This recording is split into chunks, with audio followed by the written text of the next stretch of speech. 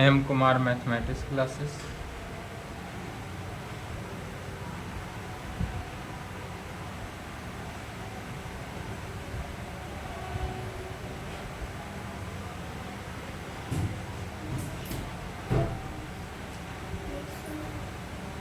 BSc part third session 21 से 24।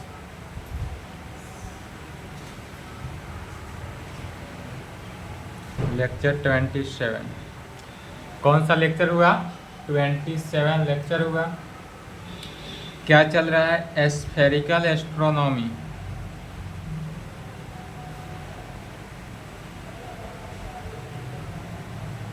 Spherical astronomy. इस spherical astronomy में चैप्टर 1 था द सेलेस्टियल स्फीयर, समाप्त हो गया कल के क्लास में। आज देखते हैं चैप्टर 2 एस्ट्रोनॉमी का दूसरा चैप्टर स्टार्ट करते हैं, जिसका नाम क्या है? Kepler's law of planetary motion. Kepler's law planetary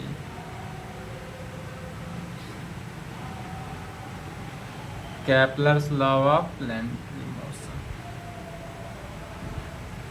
यही है। चलिए इसको स्टार्टअप कर रहे हैं। Chapter 2 Kepler's law. प्लैनेटरी मैंने क्या हुआ? प्लैनेट के बारे में जानना है। तो हमारे जो अर्थ से बाहर की दुनिया या जितने भी एस्ट्रोनॉमी का मतलब ये क्या होता है? खगोल शास्त्र। हिंदी में कहते हैं एस्ट्रोनॉमी को खगोल शास्त्र। स्फेरिकल एस्ट्रोनॉमी मतलब होता है गोलीय खगोल शास्त्र। हमारे पास हमारे पृथ्वी क्षोभ मंडल में, हमारे पूरे क्षोभ मंडल में जितने भी आकाशीय पिंड है, सेलेस्टियल बॉडीज है, सभी के बारे में क्या करना है? अध्ययन करता है। उसमें एक प्लैनेटरी मोशन, जितने भी मोशन करने वाले, गति करने वाले जितने भी ग्रह है, सभी ग्रह लगभग गति ही करता है। उस सभी ग्रह जितने भी ग्रह है जो मोशन करता हो, सभी मोशन के बारे में ही जानकारी लेते हैं। इसमें एक थ्योरम है,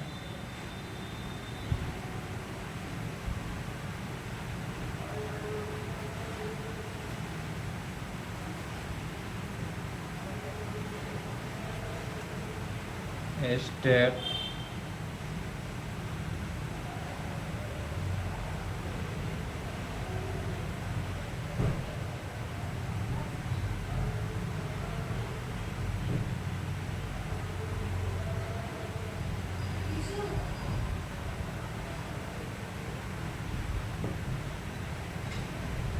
बिहार यूनिवर्सिटी रिपीट भी करता है। 1999 पूछा था, 2004, 6, 9, 11, 13, 15, डॉट 18, 20, 22, 24 के लिए कॉपी मिले आंसर लिख देना है।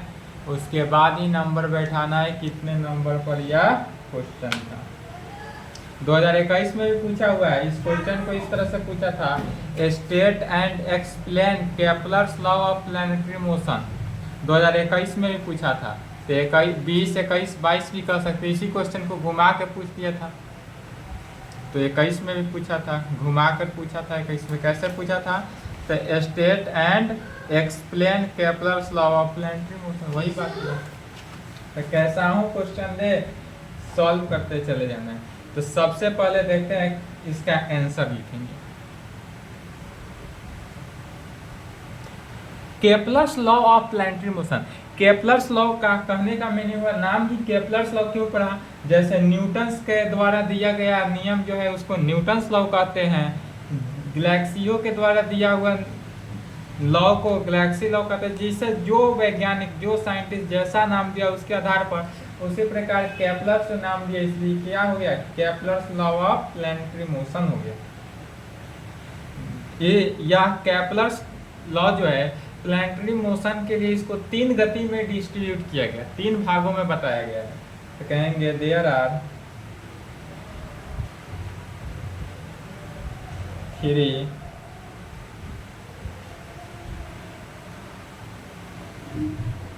Kepler's law of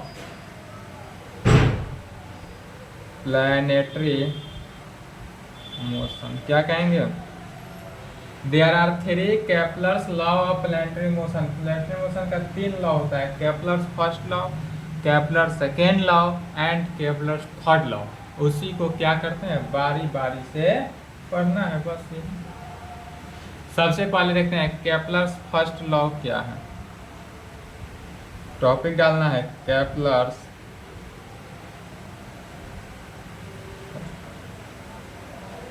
Kepler's first law है क्या, तो कहेंगे ईच प्लैनेट, प्रत्येक planet, each planet describes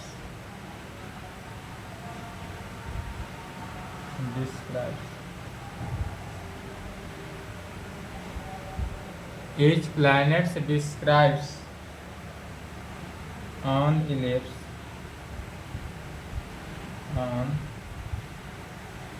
ellipse having the sun at one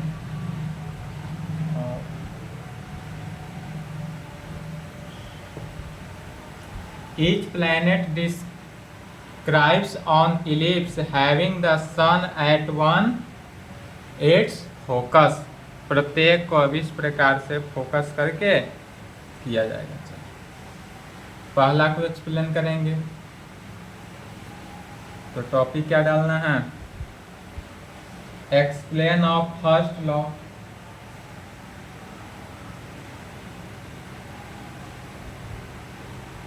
explanation of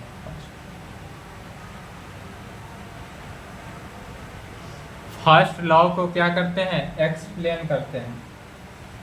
तो सबसे पहले इसको इलिप्स के द्वारा समझते हैं। पहले फिगर को समझ लेना है, जो फिगर बनाया जाएगा उसी फिगर को लैंग्वेज में लिख देना है, आंसर होगा बस। इसमें सिर्फ और सिर्फ लैंग्वेज ही लिखना है।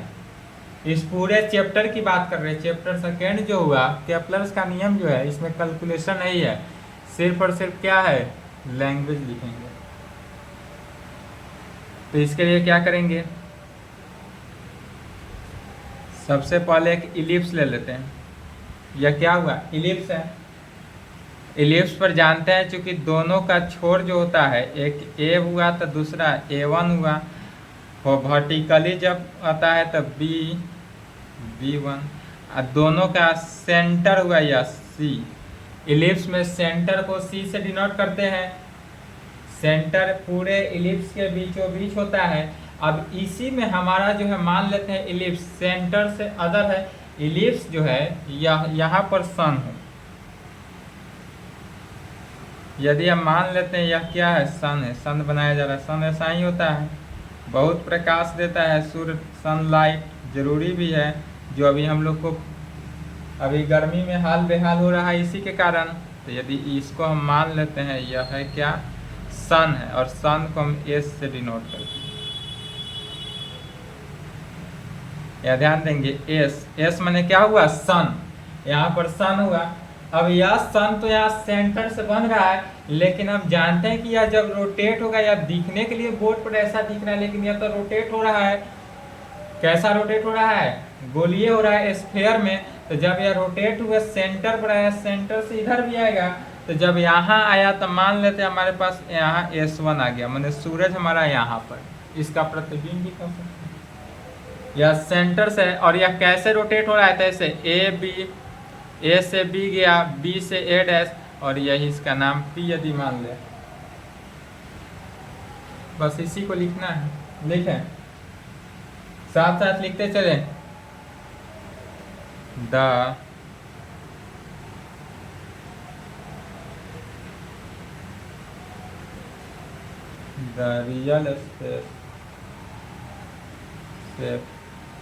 The real shape of the orbit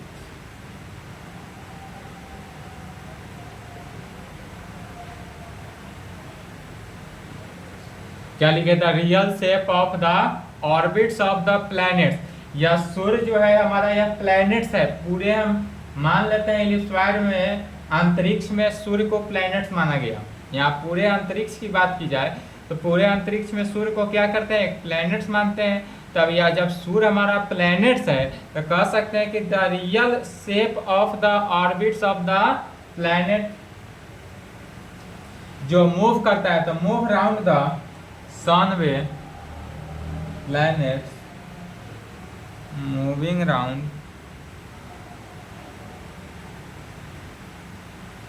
the sun was discovered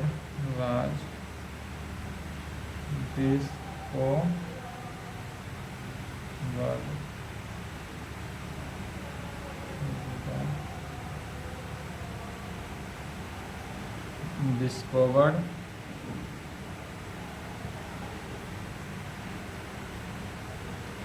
by Kepler। यह जो डिस्कवर्ड हुआ किससे, केपलर से हुआ, केपलर। तब late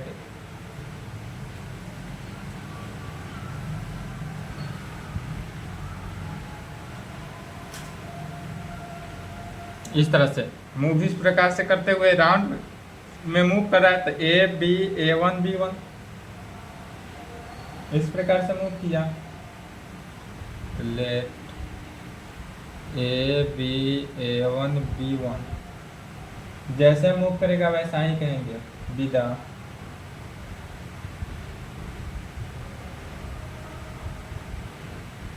orbit of a planet.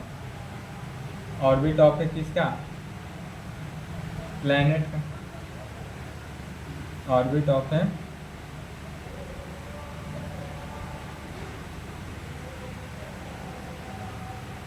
The orbit is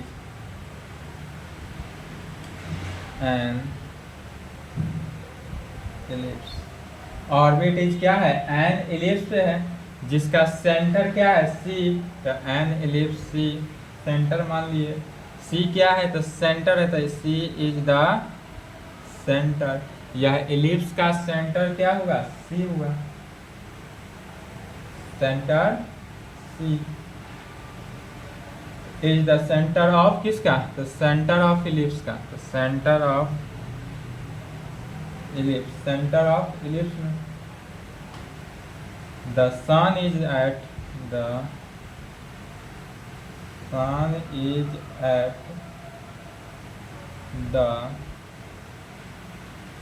one focuses A1 is the major axis. Ellipse में क्या कहते हैं, तो A1 जो होता है वो मेजर एक्सिस होता है। हॉरिजॉन्टली जो एक्सिस है उसको बड़ा, हॉरिजॉन्टली नहीं, जो बड़ा एक्सिस होता है उसको मेजर एक्सिस कहते हैं, जो छोटा होता है उसको माइनर कहते हैं। यही यदि इलिप्स जो है हमारा, यह इलिप्स जो है हॉरिजॉन्टली है, लेकिन यही इलिप्स यदि हमारा वर्टिकली इलिप्स में होता तो क्या हो जाता, मेजर एक्सिस जो होता वह B1 हो जाता और माइनर एक्सिस A1। लेकिन यहाँ पर major axis A1 A dash नहीं, A1 जो हुआ major axis, A1 is the major axis and B1 is the minor axis, and B1 is the minor axis. या मेजर एक्सिस और माइनर एक्सिस पार्ट 1 2D में पढ़ाया गया था, याद है, part 1 2D of the ellipse. Of the ellipse में the point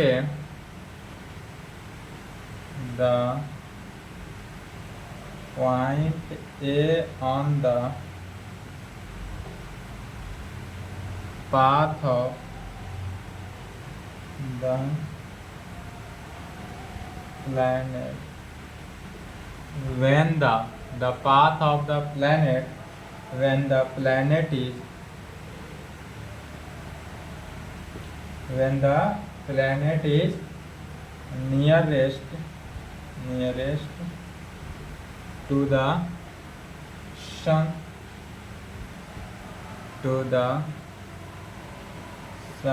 is called perihelion। Sun is called किसमें, पेरिटिलियन।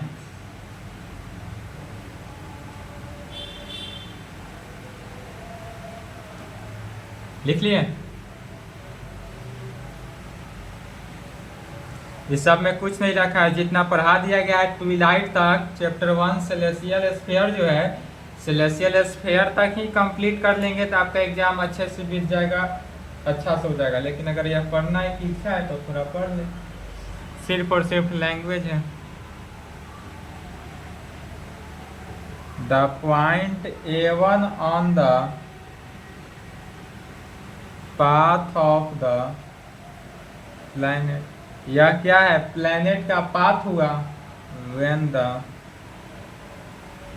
Planet is for the planet is farthest from the, कहाँ से? सन से, सूरज से। From the sun is called, और इसी का नाम क्या पड़ जाता है? Aphelion. Aphelion is called aphelion. यही हुआ हमारा Newton's first law, sorry Newton's नहीं, केपलर्स फर्स्ट लॉ। न्यूटन्स इतना ना पढ़े हैं अभी पिछले चैप्टर में कि न्यूटन्स ही बोला गया, माफ कीजिए, न्यूटन्स नहीं Kepler's, Kepler's law, Kepler's first law यही हुआ।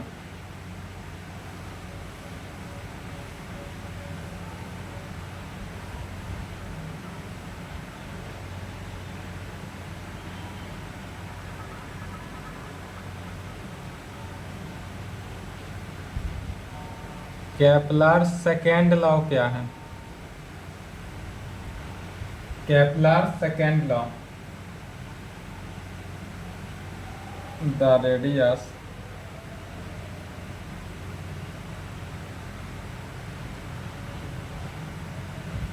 vector drawn from the center of the sun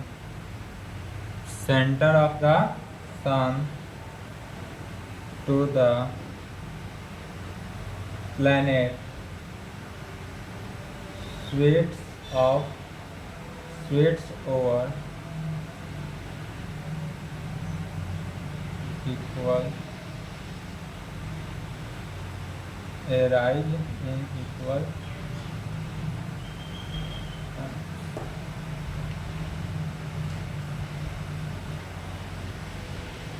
क्या कहेंगे? The radius vector drown from the centre, यदि कोई इलिप्स में, इलिप्स वाइड ही चल रहा है, केपलर्स जो है इलिप्स में ही चलता है, इलिप्स में ही कार्य करेगा, तो जब कोई सेंटर सी से यदि कोई प्लैनेट को sweets over the equal arrays in equal time में किया जाए, एक ही समय में किया जाए, जैसे कि फिगर से समझेंगे, इसका expression of Kepler second law, explanation of,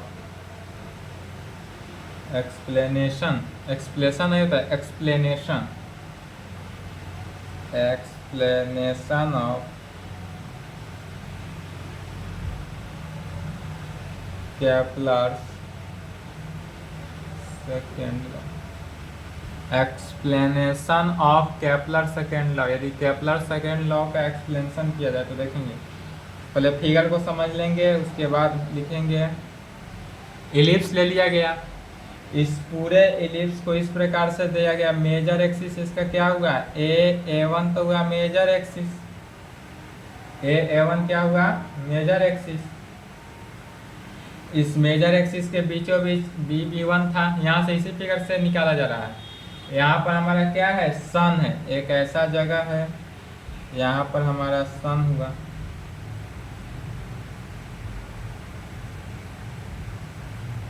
यह सन हुआ।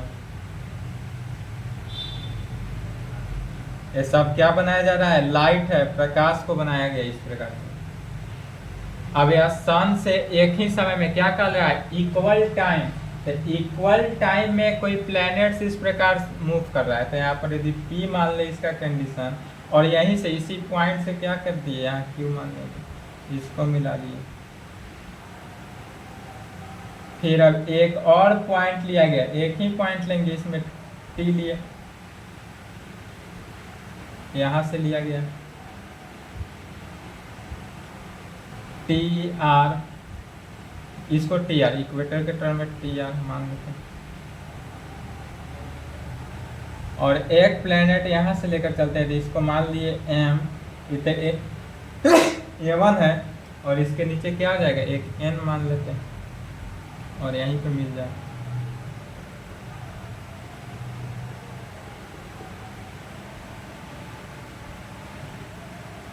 फिगर बनाएंगे, इसी फिगर को लिखा जाएगा।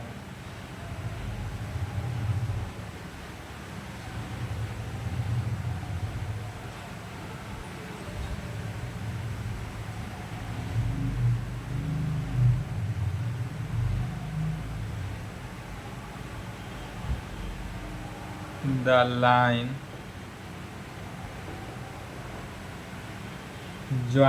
line joining the center, बोलते लैंग्वेज, चलिए लैंग्वेज बोल रहे हैं, लिखेंगे the line joining the center of the line joining the center of the sun, center of the sun, या फर्स्ट दिन है, लिख देते हैं। कल के क्लास में लैंग्वेज बोल दिया जाएगा ताकि लिखने का प्रैक्टिस हो जाए थोड़ा। लिखें the line joining the center of the sun, and the planet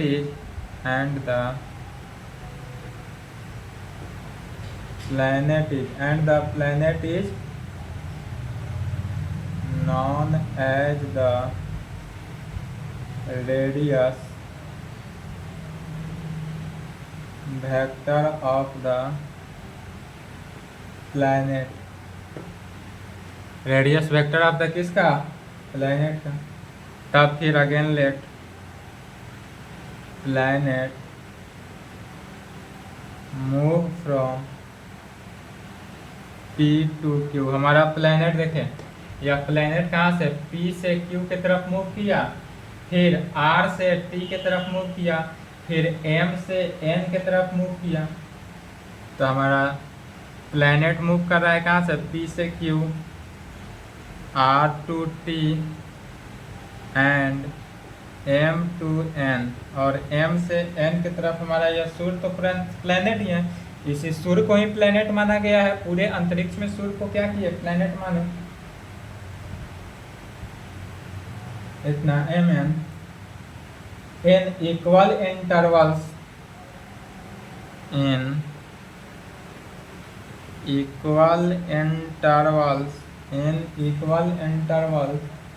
of time t,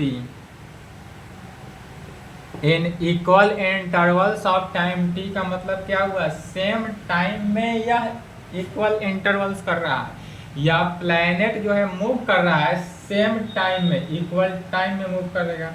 तब कहेंगे then according to the second law of Kepler, Kepler के सेकेंड लॉ के अकॉर्डिंग कहेंगे, then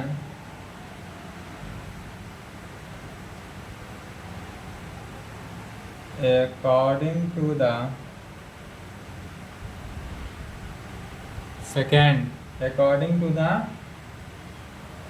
second law of Kepler we have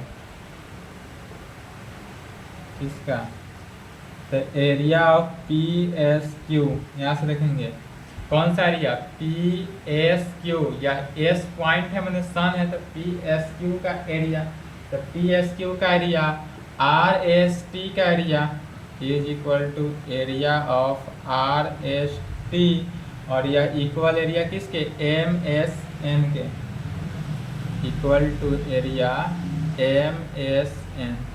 यह तीनों के तीनों area जो है क्या इक्वल होगा, P S Q R S T M S N. दिखने में भले या छोटा है या थोड़ा बड़ा है या सबसे बड़ा है, लेकिन सब एरिया इसका जब निकालेंगे तो एरिया क्या होगा, इक्वल होगा। यही था केपलर्स सेकेंड लॉ। अब केपलर्स थर्ड लॉ क्या है, Kepler's third law.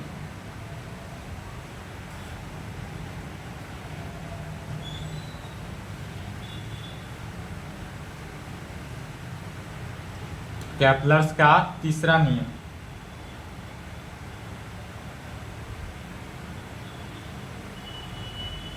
the squares of the periodic time of the various planets are proportional to the cubes of the semi-major axes of their orbits। क्या कहेंगे, the squares of the periodic time of the various planets are proportional to the cubes of the semi-major axes of their orbits। अब इसी को क्या करना है, explain कर देना है।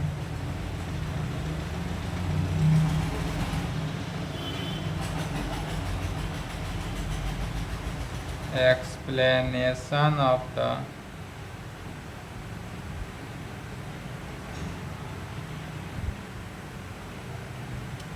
The Kepler's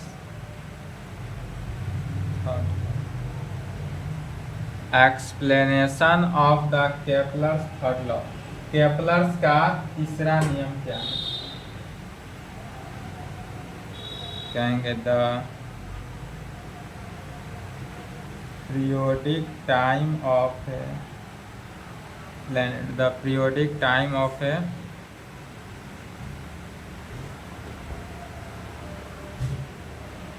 is the time taken by the planet is make one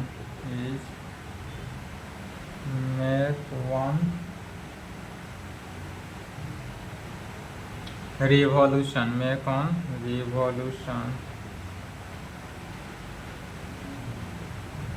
round the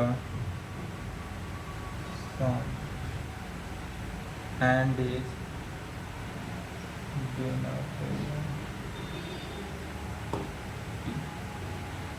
क्या कहेंगे, the explanation of Kepler's third law.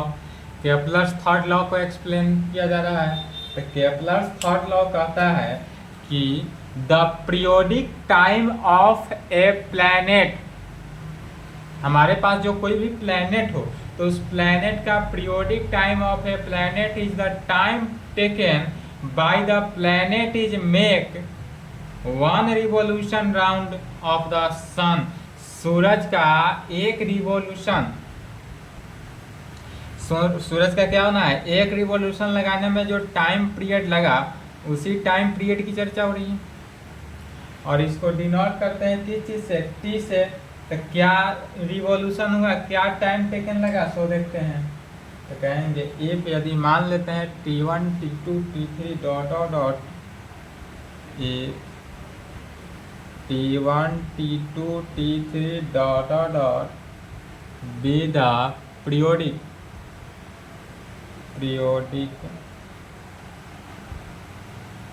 with the periodic times of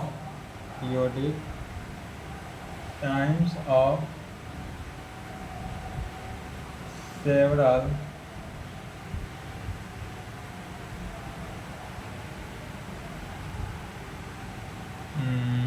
ये कितना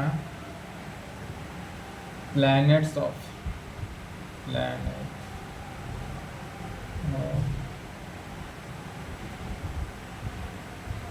semi major access.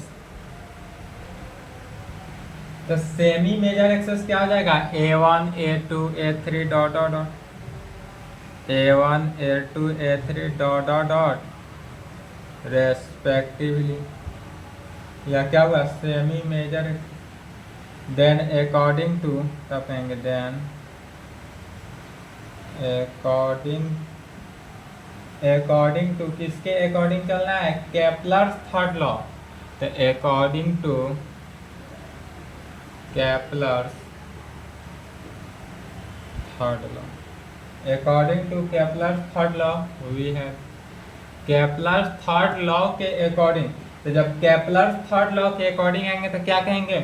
Kepler's third law जो है या periodic time जो हुआ यह में सेमी मेजर एक्सिस के क्या होता है? प्रोपोर्शनल होता है। तो प्रोपोर्शनल होता है, यही कहा जा रहा है थर्ड लॉ में। तो जब प्रोपोर्शनल होगा तो T1 जो होगा प्रोपोर्शनल होगा किसके? A1Q के। T1 स्क्वायर जो होगा T1 स्क्वायर A1Q का, T2 स्क्वायर A2Q का, T3 स्क्वायर A3Q का, A3Q का। एनसो डॉलर डॉट बढ़ते चला जाएगा, एनसो डॉलर। जहाँ T1 स्क्वायर, अब जब यह प्रोपोर्शनल का साइन हटेगा तो क्या होगा? कांस्टेंट इनटू आता है लेमडा इनटू इतना टर्म आ जाता है। तो लेमडा जहाँ रहता है क्या? कांस्टेंट। इसको मान लेते हैं यह क्या हो जाएगा? कांस्टेंट हो गया। लेमडा इसका साइन हटा तो कांस्टेंट हुआ।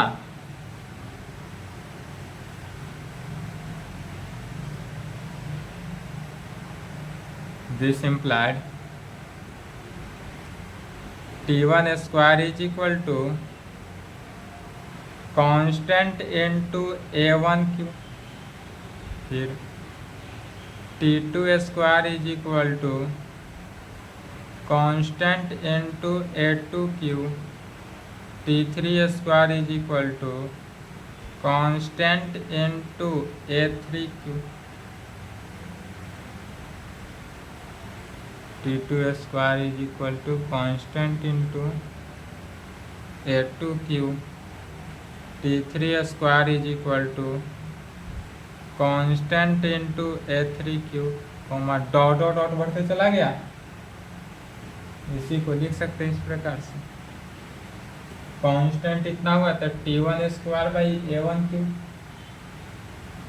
T1 square by A1Q is equal to हो जाएगा T2 स्क्वायर बाई A2Q,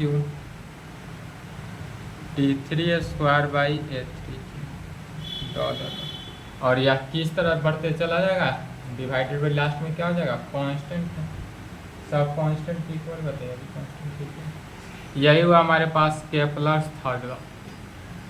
यह चीज क्या हुआ? Kepler's third law. तो केपलर्स फर्स्ट लॉ समझ गए, केपलर सेकेंड लॉ समझे, और यह था केपलर्स थर्ड लॉ। तो केपलर्स थर्ड लॉ समझ बस। अब इसी तीनों नियम पर, इसी तीनों नियम के आधार पर, तीनों नियम को ध्यान से देख लेंगे। तीनों नियम के आधार पर क्या होगा? इसके आगे जितना भी थ्योरम होगा, प्रॉब्लम होगा, जो भी है सब इसी के आधार पर आगे बढ़ते जाएंगे, सॉल्व होते जाएगा। इसके आगे जो थ्योरम है डिड्यूस करना है Kepler's law from Newton's law of gravitational. तो जो gravitational, Newton's law of gravitational बल है पृथ्वी का और सूर्य का। सूर्य में क्या होगा? सूर्य को प्लैनेट मानेंगे और पृथ्वी जो है इसमें ग्रेविटेशनल बल है। इसके बारे में देखना है तो कल के क्लास में देखा जाएगा। लॉन्ग थ्योरम है, इसलिए आज की क्लास को इतना ही पे संपन्न करते हैं। इसके आगे पुनः नेक्स्ट क्लास। चलिए यहाँ तक कंप्लीट करें।